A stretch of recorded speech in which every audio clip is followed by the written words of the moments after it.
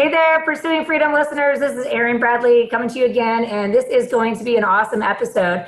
I'm sitting here with four gals, actually. This is going to be our first group interview. So we've got Moore Zucker, Jamie Slough, Olivia Merrill, and Andrea DeCozin, who are with Team Denver Homes with Kentwood Real Estate in Cherry Creek office.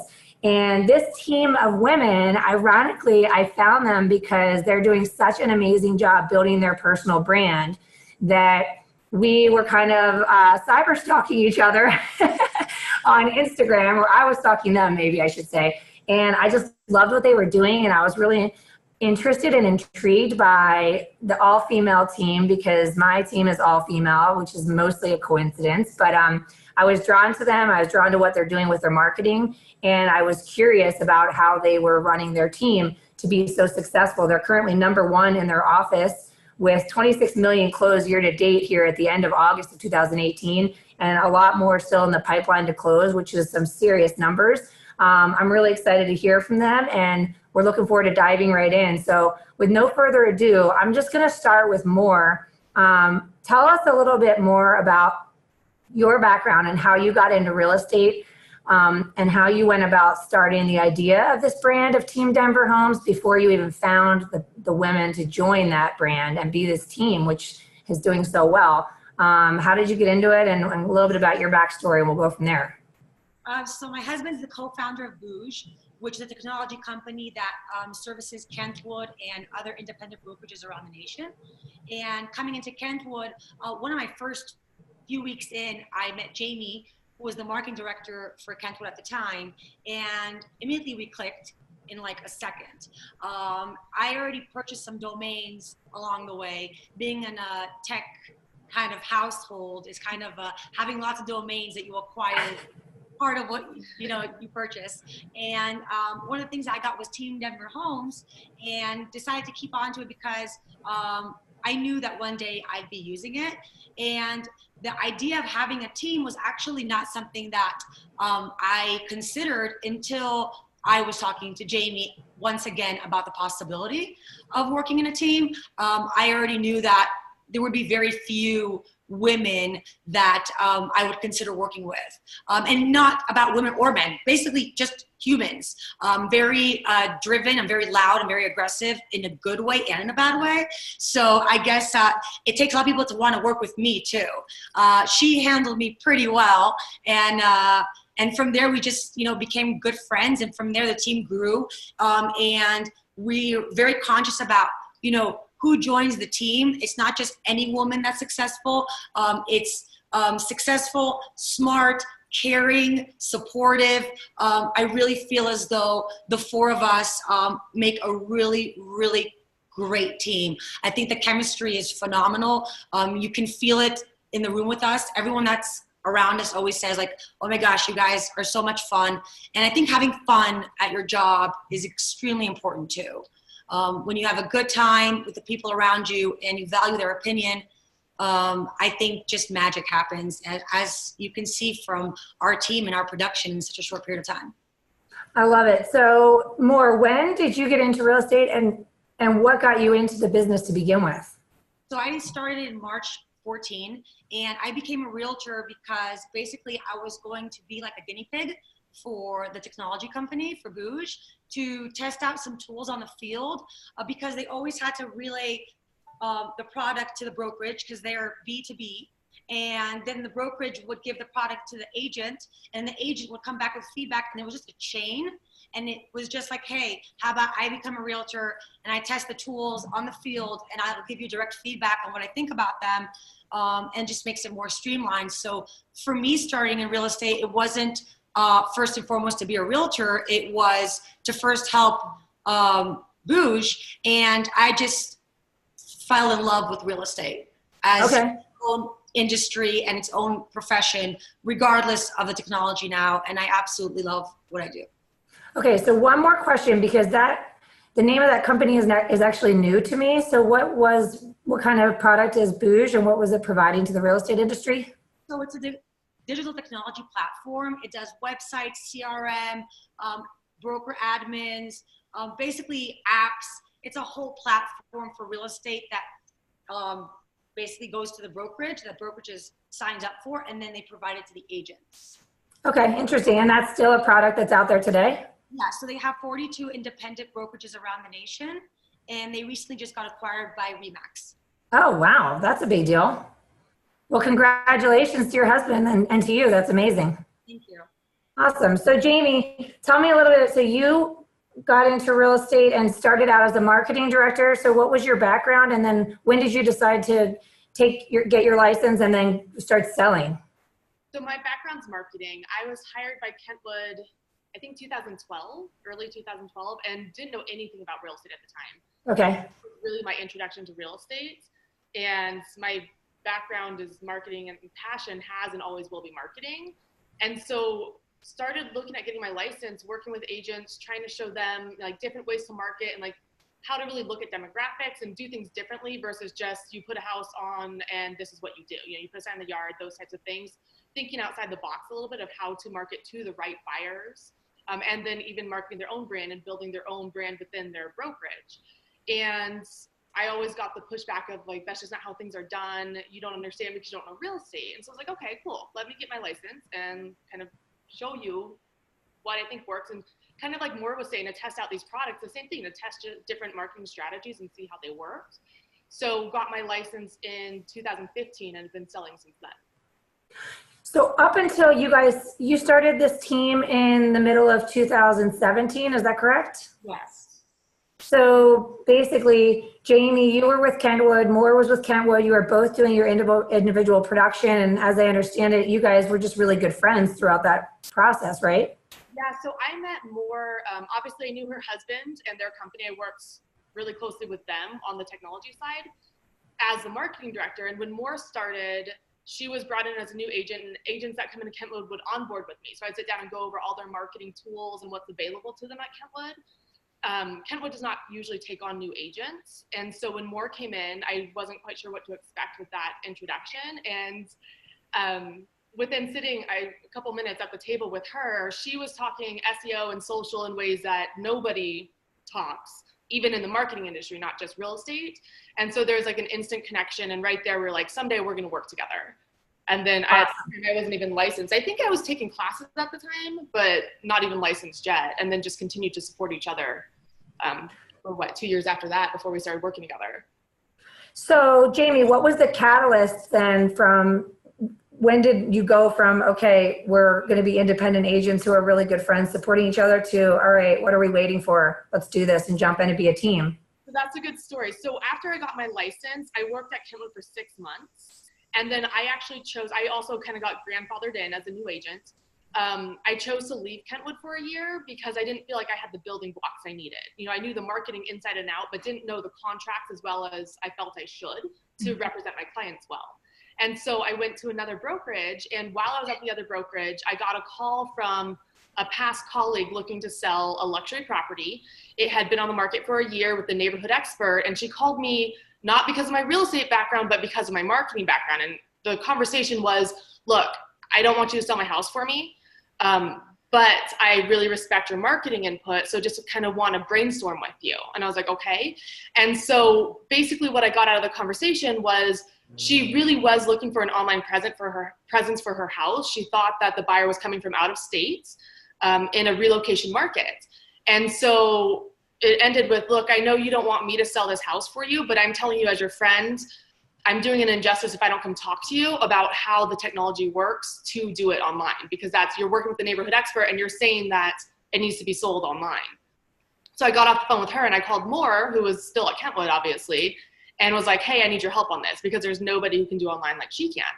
And so we ended up getting that listing together and had plans to just co-market it with 2 different brokerages. And as soon as we got the listing, it was like, okay, this doesn't make sense anymore. It's time for me to come back. Sure. And we went back to Kentwood and have been working together since then. Oh, wow. So when was that you went back to Kentwood? January of 2017. Yeah. Okay, awesome. And then Olivia was the next to join the team, right, Olivia? So tell me a little bit about your background, what got you into real estate, and then how did you find yourself drawn to these gals? Sure. I actually started as an assistant working at Kentwood City to 3 of Denver's at Kentwood City. Can you hear me? Yes, now I can. assistant. I'm actually really proud of it because I worked my way up the ladder, so to speak. I started working for 3 brokers there. In 2015, I got my license, and then I worked for them for about a year and a half. And then I joined a team at Kentwood City. They actually ended up leaving, and I wanted to stay with Kentwood because I really recognized the brand, and it just, I guess I just, it registers with me. Sure. I wanted to stay with Kentwood. I started noticing what Moore and Jamie were doing online probably halfway through last year, and really liked it. So we ended up just connecting actually on social, like you and I did. So funny. Other, and it just kind of took off from there. We met and hit it off. So you were already with Kentwood, but you were with a different office? Yeah, I was at the downtown office. Okay, awesome. And then Andrea, you guys hired her as a marketing assistant. So Andrea, tell me about your background. How did you find this team and then become their marketing assistant? And then you just got licensed recently, right? Yeah, so before them, I was working in digital communications for an engineering firm. It wasn't hitting the spot for me, so I started slowly studying, but for my license, but I didn't know what I wanted to do with it. And by the universe aligning, Moore and Jamie had referred me to interview for a different position. But then by good luck, they decided that they'd rather take me on for that marketing position, and I just fell in love with the team automatically, and then got licensed shortly after joining the team. So I'm hearing a lot about social media, a lot about branding, about technology. So I get the sense that the way that you guys are doing business is pretty cutting edge, and obviously the numbers are there to support that it's working for you.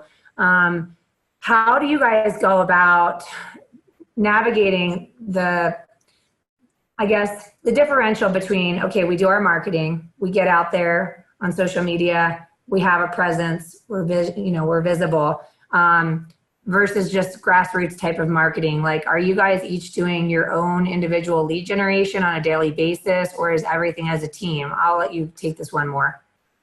We're also Ninja certified. So I don't know if you know what Ninja is. Yeah. Yeah. So we very much have a very large chunk of importance there to make sure that it's not just the online, the social. Those work really well when it comes combined with a personal relationship, because there's only so much marketing and rah that's going to take you until you need that personal connection, and we crave those connections too. So we always make sure that we have ourselves on the field, online, and very much one-to-one. We also motivate each other to reach out to our clients, talk to them. We create, like tomorrow, we have an event at the Alamo Drafthouse Cinema. Well, we have over 70 people registered. It's gonna be really cool. We have drinks, we have food. We're making sure that we're staying in good, fun environment with our clients. That's not just our picture on the website and not just on social media. So we very much believe it only works when you combine those two and you realize how important personal relationships are in this industry. So I remember when I reached out to you guys initially, you were actually at the Ninja training. Do you do that on an annual basis, or was that a one-time thing, getting certified for Ninja? We felt it was so beneficial. We're going to be doing it on an annual basis. Awesome. I've heard amazing things about it, and I have to reach out to Larry Kendall because they just launched one for the mortgage side. And I'm intrigued because I've had friends going to Ninja since, 2010, 2011, and just hearing the same from everybody that goes, that it's really powerful and impactful. So I'm intrigued by the fact that they're bringing it into the lending world now, which is awesome.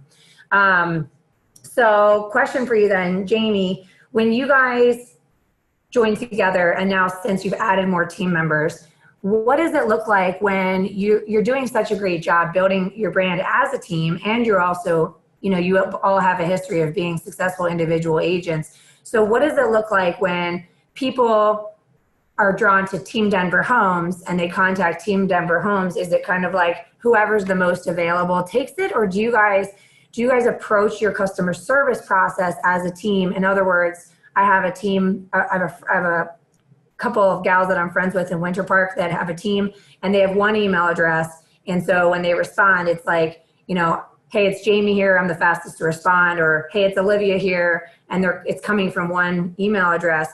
How do you guys navigate the difference between your individual brand and your team brand, and then who is handling the client? Does that make sense? Yeah, so our team's really unique in that. There's a lot of teams out there that have, you know, every person on the team handles a certain part of the process. And when we were creating this team, we looked at that and it doesn't make sense because, again, it goes back to the relationships. Yeah. The relationship is with Olivia or Andrea, like that person needs to be handling that from start to finish. And so when we did this, and that's one of the reasons that we work so well together is because we're a very collaborative group and we want every transaction to be successful for the team. And there's no like, I want this lead, you want that lead. It's just whatever makes sense for the specific situation.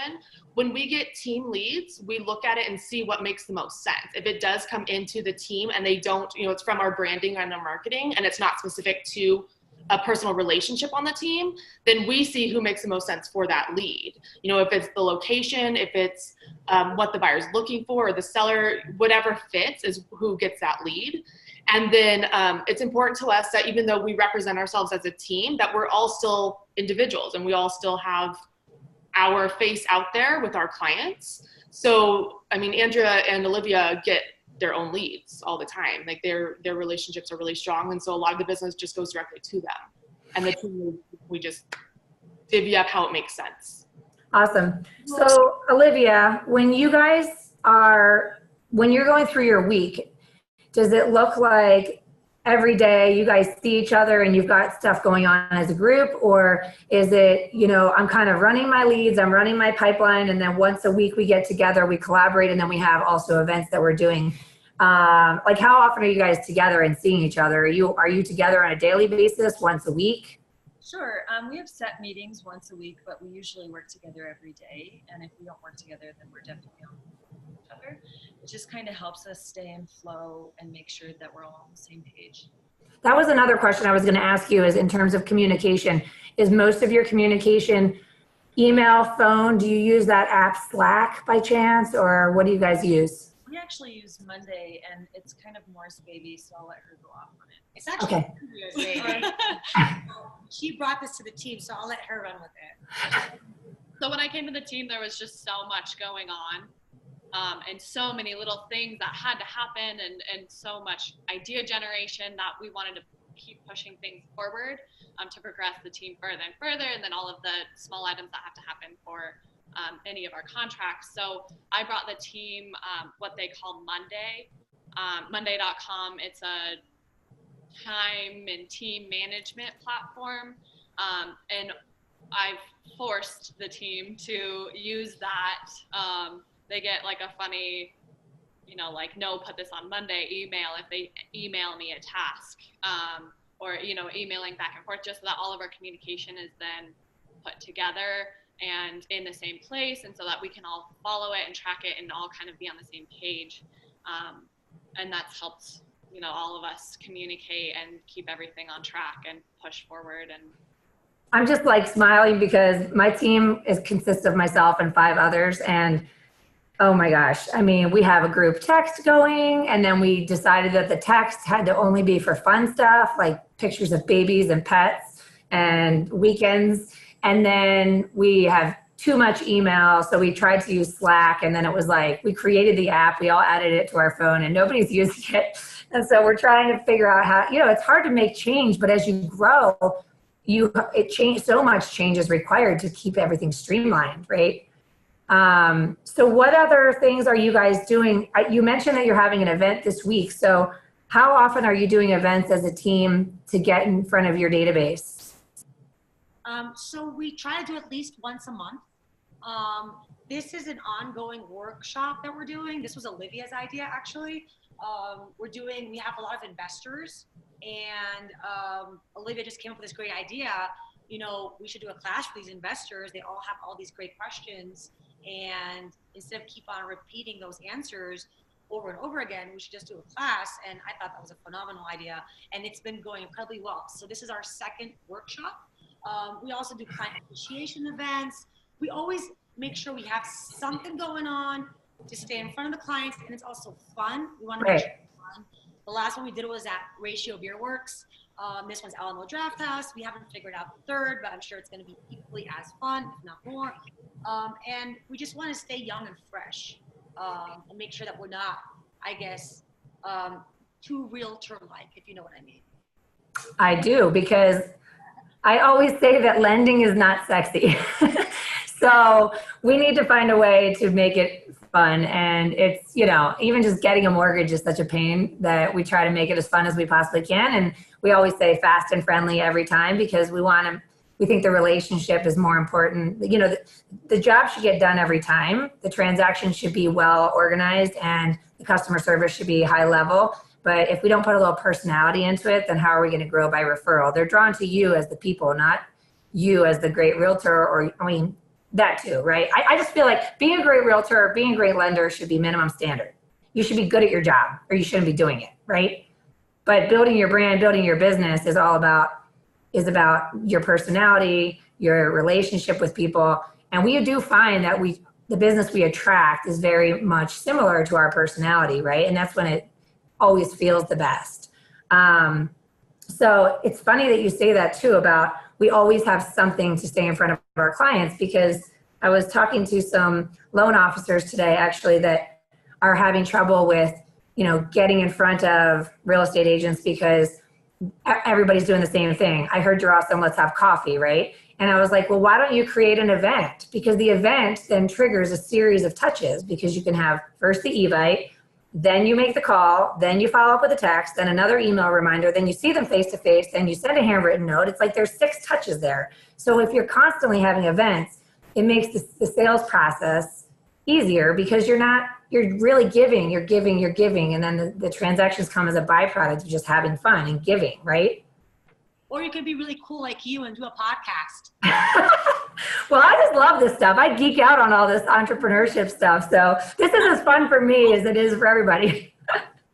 Okay, so I do want to talk about a couple other things. So I heard you talk about when you first took on that listing together, Jamie and Moore, and you guys both had a way of marketing it online. And, you know, this is a little while back, but obviously having an online presence for your listings is really important. And I'm more curious, just because this has been coming up a lot lately, but are you guys using something called list reports? Have you heard about list reports? No. Well, it's a product that, a technology that's been provided to lenders that they can opt into. And let's say you guys have a listing that's coming live and you have a lender partner that has access to list reports. All you do is you shoot them a text with the address. They put it into the system. And typically within anywhere from 30 seconds to 3 minutes, a report is created that has this really cool neighborhood map of, you know, coffee shops and restaurants and you know, dog walking and whatever, parks and trails. And then it creates a personalized website for that property as well. And then there's all kinds of other things you can take from that. There's postcards, flyers, etc. And I was curious because I initially had presented to some offices where their branding was so specific and so unique that their marketing directors didn't necessarily want products being created for listings that weren't specifically branded to their company's brand. And I was just curious, as you guys build your brand as Team Denver Homes, is your marketing so proprietary that something like that would not be useful for the same reason? Or like, how do you guys go about marketing your listings? I guess that's a lot of questions all at once. I really love the idea of the first part of that. I love the idea that it pulls up the neighborhood, the demographics, the area, the coffee shops. The only thing, the hesitation on my part is not at all because of the proprietary marketing. It's because of the SEO and traffic. It's really important to have that go into a place that we have control over to track that data. And when we put it, we already provide an individual property website for every one of our listings. And we don't want too many websites that are for the same listing. So ideally that would work if it was some sort of a widget that you could put and build in the individual property website. So then you could still reach that same widget, but it would all go under one domain that is the main property domain that goes all of the information directly to the seller, so that you don't split that traffic and cut it into too many pieces. Google doesn't like that. You don't get accurate data that way. But if nobody else has an individual property website, then definitely they should get one, and that's a great option. If you already have an individual property website for your property, then you should definitely try to merge them into one rather than split that. Okay, so I knew that you guys were fun and cool, but I didn't know that you were also wizards. That's a really strong answer, and I'm laughing because I feel like people listening are like, what is she talking about? SEO, what's a widget? So if somebody was in real estate, interested in building their personal brand, interested in getting found online in a fun and organic way like you guys are, you're doing this to support the level of service you're providing and the relationships that you're building. It's not one or the other, right? It's like people are going to look for you online, and you want them to feel like they know you when they find you. What advice would you give to an agent who might be listening, who's thinking, oh my gosh, that all sounds fantastic, but I have no idea where to begin. I don't even know what she's talking about. So maybe each one of us gives you our own piece of advice for that, because each one has their own thing. Okay. I'm definitely going to say, for me, it's the website. Any agent that wants to funnel traffic, they need to have a conscious decision to funnel it to their own website. Many agents send their clients Zillow links. They send like a virtual tour of a photography, where none of those things promote the agent. The agent needs to be conscious to send traffic. And when I mean traffic, I mean hits on a website to them. So everything that we do, we have teamdenverhomes.com on all of our marketing. Literally today, a billboard went up on Colorado Boulevard, and it has the photo of the four of us. But more importantly, we have teamdenverhomes.com in huge bold letters right underneath our faces, so that people know where to go, and send them somewhere. And wherever that somewhere is, make sure that's a consistent somewhere. That's my piece of advice. And I think it's the same with social too. I'm really big on social, and anything that I post, I'm trying to link it to the website. So anything I'm putting out there, they have somewhere to go. You're driving traffic to your website. And I have people on social that would never look up my website unless it was on there. So it's just a direct link, and it's just pushing more traffic to the website. And not only posting real estate stuff, obviously you have to make it really interesting. And are you guys managing your own SEO, or because it sounds like you already have such a wealth of knowledge between the four of you with marketing and all of it. So I imagine you guys are doing this on your own. Correct. Yes, Kentwood provides the SEO for Denver real estate, because their domain is denverrealestate.com. So they already give a lot of support for denverrealestate.com, and we share a lot of that SEO that's funneled, or I'm trying to find words that are not going to confuse the listener. I guess Kentwood spends money for people to find Kentwood online, and we enjoy a byproduct of that exposure, but we very much handle our own exposure and our own traffic within Kentwood and to the outside world, basically. That's amazing. Now, my other question I have for you ladies is, as you built this team, I guess one of my questions is, maybe I'll direct this one to Jamie, but what was the goal? Because for me as a lender, when I meet with agents, I find that I'm always thinking to myself, why doesn't this person have a partner or a team member to help balance out, especially for any women that go down the journey of being mothers and serious, dedicated entrepreneurs, real estate agents, whatever it may be. To me, it's a no-brainer to grow a team, because it creates opportunity for some level of balance in an otherwise chaotic industry. And I'm just curious, was that your motive? Was it to create balance, to be able to have growth without compromising time? Or what was your goal with joining up with more, I guess? That's a big part of it. We are both mothers, and we're both very driven in our careers, but also obviously want to enjoy that success with our family. I think the biggest thing for us is we're both extremely competitive, and when we decide we want to do something, we're going to figure out how to do it. We both want to be number one. And what better way to get there than join together and help each other out, feed off each other. I mean, the ideas that come out of 4 of us versus 1 of us and the support we get is huge. And so, I mean, that's our big goal, is to be number 1. To get and stay number 1. But inside of that as well, we talked about it earlier, like, we don't feel like we go to work every day. Like, these are some of my closest friends. Like, this is like family to me. And with our kids, it's the same way. Being able to work together makes it where we do get to go on vacation with our families, and business is still happening. I just came back from Israel for 2 weeks, and I can't believe how little I worked when I was out there.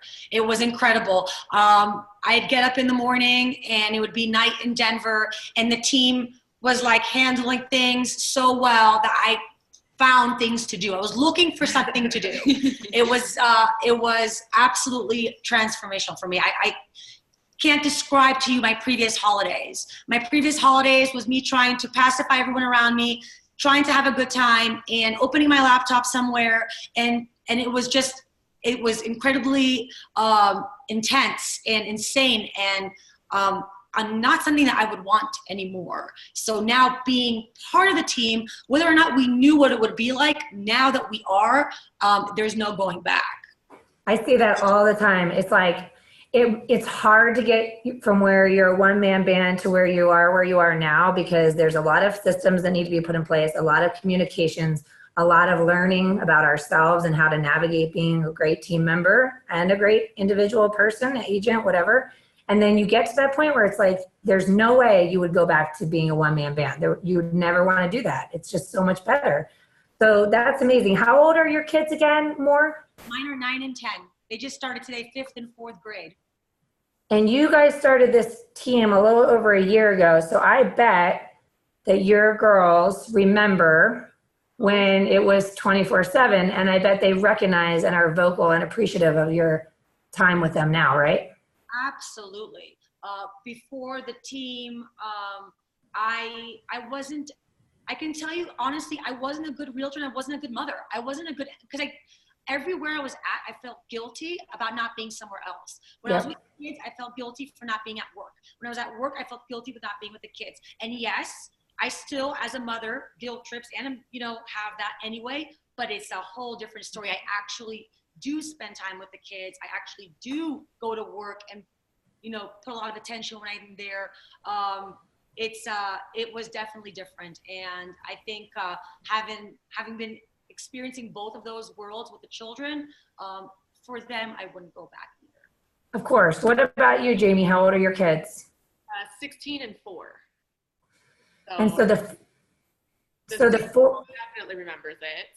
My 4-year-old, I was in labor working. I was emailing and on the phone and things like that while I was in labor with my 4-year-old. So now it's a lot different. I get to actually go home at night and spend time with him. And then, I jump on the email and do a few things once he goes to bed. But once I get home with him, it's his time, which that didn't used to happen. I used to have the, mommy, please come hang out with me. Mommy, please stop working. Or the Sunday mornings where he'd come with his little toy computer next to me and be like, Mom, look, I'm working. And it's cute, but it also kind of breaks your heart that he can be doing. No, 100%.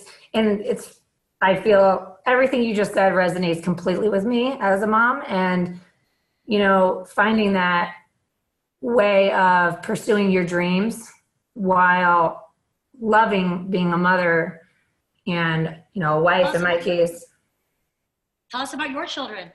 So mine are 8.5, and that's my son, and he just started 3rd grade this morning. And my baby is going to be 6 soon, and she started kindergarten this morning. And I remember in 2012 when the first year that my business really took off, I was working 24/7, had no assistants, was pregnant with my second, and my son was 2.5. And I just remember coming home and shoving Velveeta microwave mac and cheese in a styrofoam container into the microwave and feeding him that, and basically putting him to bed and calling it good, and realizing that this is no life for me. And I almost quit the business at that time because I wasn't going to live like that. It didn't feel like the money was worth the sacrifice and what it was doing to me and in my ability to be a mom and everything else. And so it was, team building was the absolute critical key to having a successful, growing, sustainable business and feeling like I'm a good mom on most days, right? We always have the guilt, but you know, it's also interesting because last week was their last week of summer before school started, and I wanted to give each of them a day. And they actually like coming to my office because my new office in Winter Park has a teepee in it and toys and stuff like that. And so, and they're getting to that point where they're old enough to understand to be respectful when I'm on the phone or something. But I try not to be on the phone in front of them at home. So when they come to the office, it's like learning that this is the place where mommy works. And we actually had a massive fire to put out last week. It was in a league above the rest. And I just wasn't able to give them attention. And my daughter at one point said, you know, I'm trying to get your attention. And I said, I understand that. You're also at mommy's workplace.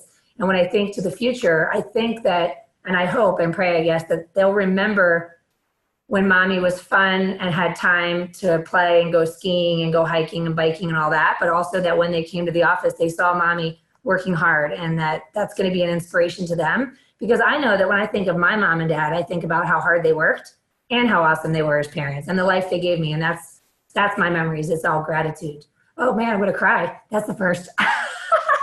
But anyway, so I think we're creating an example for them. And I think that leveraging each other the way you guys are doing, leveraging time, you're creating space to live the life of your dreams and have the business of your dreams. And you're number one. Like, you're number one. That's amazing. And I can tell you that the ones that aren't, in my opinion, and I'm generalizing now, and I'm absolutely generalizing, and I absolutely agree with that, but I think a lot of them choose to not go into a team due to ego, where they want to be the only ones to say that they have that business. And once you leave ego at the door, you grow much bigger and much better. Yep. And the other interesting thing is that in our industry, I always have heard and repeated that our industry is broken because as a one-man band, you're expected to be awesome at everything. You're expected to be awesome at sales, at follow-up, at SEO, you know, social media, marketing, everything. And that's just not realistic. Nobody is perfect at everything. And so when you do leave your ego at the door and you find someone that's awesome at something you either aren't awesome at or you don't love doing, the next thing you know, you free yourself of things you're not good at, you don't enjoy. That gives you more energy to do what you're awesome at, which makes you more impactful, more productive. And then together, you're leveraging each other's strengths. It's not that we really are big about analyzing each other's strengths and the reality of what we struggle with, right? It's not like a weakness. It's just that we're all good at different things. And when you take everybody's strengths and you put that together, you create a superhuman. Because the reality is, but it's also important to be open to, for example, Andrea, when she started at the team, most people could say, well, she's new. We're not going to listen to her, or like, you need to listen to us. We were like, please give us suggestions. We love it. And her suggestions have been incredible. Olivia, like, is coming every other day with something that we never thought of. It's really important to also to listen to the people on the team and not think that you know it all. Because once you also listen to other people's opinion, you learn a lot more about yourself, about the business, about everything. all right, well, I love this. I am curious, what does the future look like for Team Denver Homes? Because now you're transitioning your marketing assistant into a full-time real estate agent, which means you need another marketing assistant. By the way, if you're out there and you're a rock star and you want to be part of this team, they might be looking for you, just saying. But then is there a limit? Is there a number where you feel that, you know, that's probably our ideal size? Or do you feel like you never know what your ideal size is because you kind of grow organically as you go? One of the great things about working with More, and one of the reasons we work so well together, like from the beginning, is we're very motivated. We have our goals. At the same time, we're never going to set ourselves into a box of this is what we're going to do. This is what we're going to be. So our team vision is always changing as we're getting new people involved. You know, when Andrea came on as our marketing person, we're like, okay, great. And then 6 months later, she's already transitioning into an agent. So we want to work with people who think the way that we do and have different strengths. All of us come from different backgrounds besides real estate. And we think that's one of our strengths as a team is we like what you're saying is bringing those different strengths. We all have other things to bring to the table besides real estate. And so as we continue to do that and bring people on the team that makes sense, we don't know where it's going to take us. And we're very careful to add people to the team because it is such a unique situation. And to be able to work the way we do together and collaborate the way we do, we need someone who can fit that and also bring in something of their own. So we're not looking to, we are definitely growing. You know, we need to grow. But we're not looking to bring X amount of people on and do something like that. It's very strategic about making sure we find the right fit for us. And that's, we can teach somebody the skill set. We can't teach them how to, you know, to have the drive that we do and to fit into the team. And so that's most important to us. And we know a lot of agents that do have teams or even small brokerages where the first questions they ask each other is, how many agents do you have? How many people on your team? That's not at all what we are striving for. It's never about the quantity. It's always about the quality. Whether we're 4 or whether we're 10, we're going to be the best 4 or the best 10. And yeah, just like Jamie said, it's really important for us to also ensure that the synergy between the current team members will stay intact. We're always conscious. Like, how is this person going to, you know, blend well with the team? It works really well with Andrea because we all work so well together that it makes more sense. Already she's so incredible with what she's doing, and Olivia has a good relationship with her. We do, so that it's not shaking things up too much if we bring somebody that's outside that now needs to integrate with our team as how we are today. We are going to have to get to that, but we're going to take it one step at a time, and we're going to ensure that each member feels comfortable with the team at any given moment. That's awesome. Yeah, going back to what Jamie said, we always say there's certain things you can't train. You can't train conscientiousness, caring. Like, you can't train people to care about their job or the way they serve the clients or anything like that. You can't train work ethic, so you can't train drive, and you can't train organization. Like, if someone's disorganized, you can't, I mean, I don't have the time to teach you how to be organized. Those are 3 things that you can't train. And I know this because I failed in that area with my recruiting efforts in the beginning. It's like you learn as you go what is trainable and what's not trainable. And it sounds like you guys have developed a really strong culture that anybody would be lucky to be a part of, but it sounds like they need to have a growth mindset. They need to be open-minded. They need to be collaborative, contributing, and passionate about what you guys are doing. So I think I'm excited to see where you guys head as a team and as individuals. And I really appreciate you guys finding the time to get together and be on the show, because this has been fantastic. And I think that there's just been a ton of awesome content. So thank you, thank you, thank you. And how can folks get a hold of you if they want to reach out to you? They should go to teamdenverhomes.com. Duh, drive that traffic, girl. I love it. Well, thank you guys. And I can't wait to catch up more in person soon. And thank you to everyone who's listening. As always, please hook a sister up and leave a review if you're enjoying this content. It helps us get great guests like these awesome ladies from Team Denver Homes and more. And thanks for listening. I appreciate you all. Have an awesome day, everybody. Thanks again, ladies. Thanks for having us. Thank you. Bye-bye.